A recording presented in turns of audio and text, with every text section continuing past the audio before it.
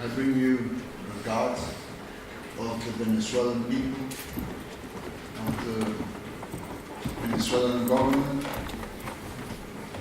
This has been a strong year for us because we lost our leader, President Chaves, and obviously we understand that the changes in Venezuela have a strong impact in what could happen in the future in Latin America. We understand our responsibility in this process, in the continent, and even in the world. So I will try to divide these 10 minutes into two parts. First, Venezuela. First, what President Chaves tried to make us understand in the last 3 years that we should work about solidarity and all about international work. About Venezuela. Venezuela is a country that we have to face thanks to the workers' movement, especially here in Great Britain, because since '89, the Caracazo, we have had them always supporting the fightings of the people of Venezuela. After that came President Chaves, and President Chaves had a project for Venezuela. This project, we could say, had three big parts. Two of them, we have done it pretty well, I could see. But one, obviously, is not so easy to do it, and we're in this process, and probably this is the problems that you can see today about our process and what the media, international media, explodes to try to say that we have a big crisis. This is a social and historical process. We must understand this. We're changing things that have not been changed, not in 200 years, in 500 years. So for us, some things are going to be complicated, and it's not going to be one generation who's going to do it. Probably we need 3-4 generations to produce the changes. The first grand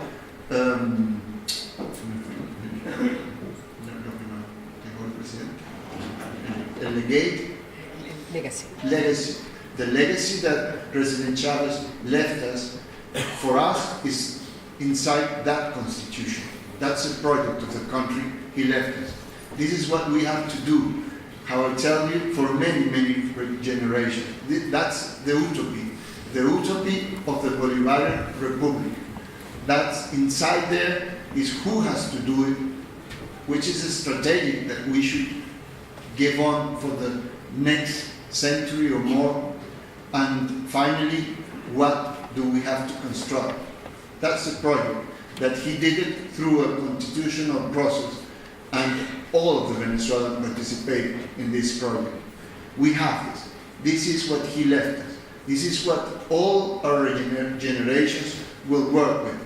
And this is what we have to construct in Venezuela.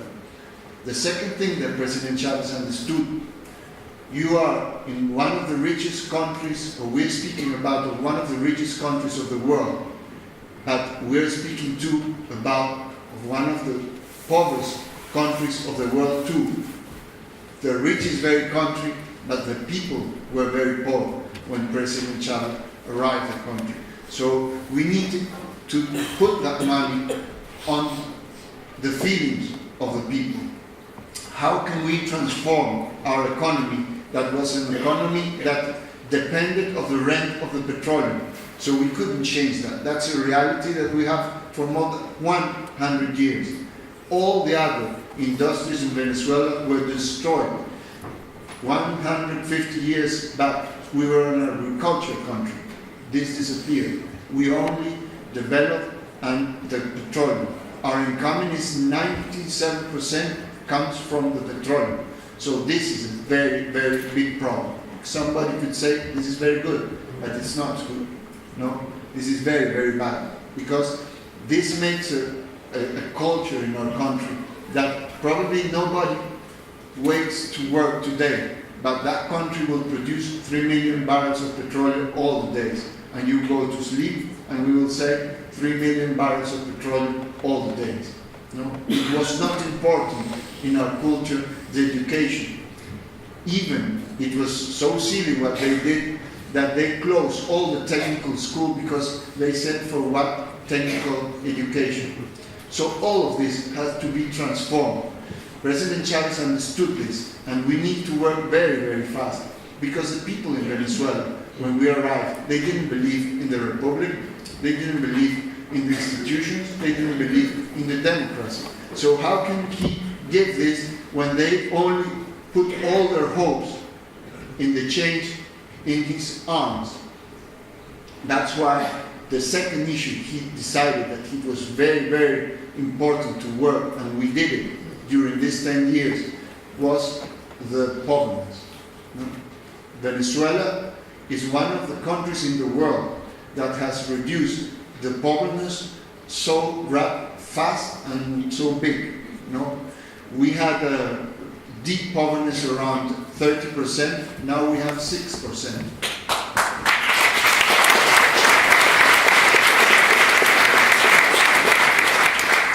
Venezuela, even in the region, but in the world, is the country that has reduced the difference between the richest and the poorest. This is something that happened in Venezuela. That's why many people say, but how can they support with so many problems that the media exists? We do not say we do not have problems, but we have done things, and you can imagine, even the problems we have, the conditions that we have, that the people continue supporting Bolivarian process. So, for us, this was the most important. From 300 pension people, we passed almost more than 3.5 million. And this is not people that started to be pensioned. This is people that never had a pension during 20, 30 years ago. So it started a process of redistribution of the income of the petroleum, that the people feel this. Obviously, in this time, we can't say we could take care of the rich people, or even of the high middle class people, because our objective was to attack the problem of the 80% of the poverty inside the country. That's why these sectors of the population have been strongly against the government since we started, and they are still in the same position. The third issue that President Chaves was very, very clear, and I think he really felt almost, I could say, very, very worried the last year, in 2012, is the problem of our economy. He knew we had to change the economy, but we couldn't do all the things at the same time. So you must remember that Venezuela really started to have the control of our process in 2004, because in 2004 is when we took the control of PDVSA and the incoming of the country. Until 2004, this was in the hands of the opposition. Even we are government, but they have the money. Now, in 2004, for the first time, we have the control of the money, and we could start to invest in the country. So really, what we had in this period was 8 times to transform the country. The economy was not transformed. We continue being a rent petroleum country that depends totally on the petroleum. He understood this in the last days that he spoke with us in public, and he said, we have to change this, we have to try to change. And obviously the opposition understood that the economy was the weakest part that we had. And since he was in October that he won, and he went to Cuba and all his health problems until he died, all this time the opposition has been attacking the economical problem, trying to make Venezuela not to buy things, not to have milk, not to have sugar, not to have meat, and try to make the people feel that the things are not okay. Even that, we were able to win the last elections. Even this was very strong. Even our people was very, very depressed because we lost President Chaves. Even that, we were able to win. Now, we have municipality elections the next days. We have about 2 or 3 months that President Nicolas Maduro has an offensive, very, very strong, to try to rule on the new way that the economy has to be controlled, because our economy is controlled by the import people, the import companies. And now the state is taking control of this until we are able to start to produce inside the country. Now the investment and now the new strategy of international alliance are coming on that way. We need to produce in the country because we need to find the money to support our social state. Because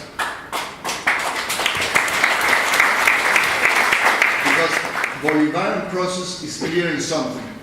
What we cannot allow to fail is to leave the social state, the things that we have reached for the people, and the people has reached fighting for the change of the country. We cannot lose that. We cannot lose the benefits in the missions for the people. This is the most important we can do. We maybe cannot bring new cars to Venezuela, but we have to have food for all the people. We have to have school. We have to make houses for the people. We have more than 3 million now without houses. Last year we constructed more than 500,000 of houses, and were given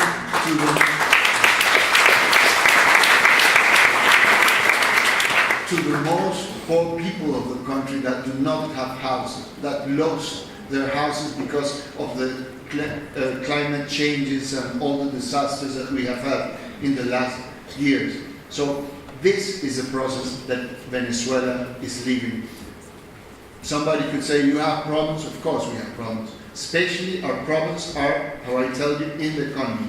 Not because Venezuela has no money, because Venezuela is a country, and I think probably Cuba is the only one that has today 50% of the amount of the GDP that is given to the social problems. Half of all what comes in Venezuela goes to social problems, and we will not give that back to change the things that some sectors of the population need, buying cars, buying dress, buying big companies. We will not change that. So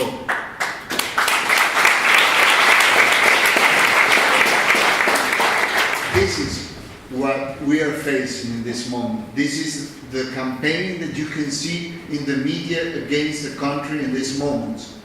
Now, we spoke long today because we have 2 tables about Venezuela. I would like to pass to another thing that we think is very, very important. And President Chaves was very, very worried about this in the last 2-3 years, about the solidarity. Because he thought we are not able, and we have an example of what happened with the Lenin Republic here in Europe. You know, a small country that only has 3% of the GDP, 3% of the debt of Europe, 3% of the population, and they are destroying Europe. That has no sense. You know? So for us, it's very, very important to understand that solidarity must be thought in another way. We need a process. We need people doing the changes in the world. That's why we could use the words that use Correa, the citizen revolution. But we do not think that only Cuba, Nicaragua, Bolivia, Ecuador, Venezuela, and maybe other countries could help to change the world. If all the countries of the world do not start their own citizen revolution, there is no solidarity that will work.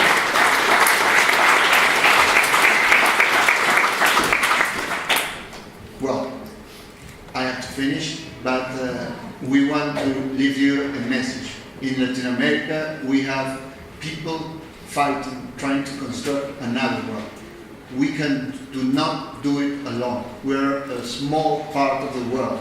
We need Europe, we need Africa, we need Asia, we need Australia, fighting for a citizen revolution, for a republic. There's no democracy without a republic.